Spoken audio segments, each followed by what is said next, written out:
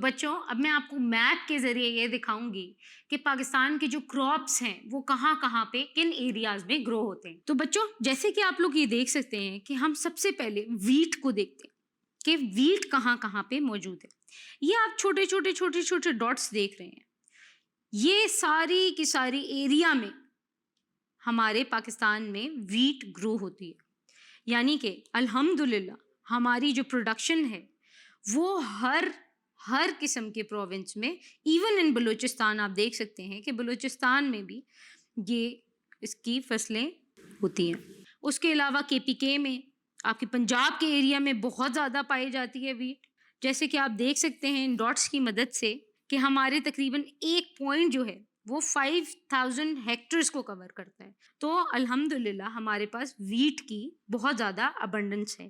بچوں نمبر 2 پہ ہم دیکھ سکتے ہیں کہ شوگر کین ہے. شوگر کین ہمارے پاس بہت زیادہ ابنڈنس میں تو نہیں ہے، لیکن پاکستان کی ملکی ضرورت کو فلفل کرنے کے لیے شوگر کین ہمارے پاس کافی موجود ہے. شوگر کین سب سے زیادہ ہمارے پاس پنجاب کے علاقے میں موجود ہے.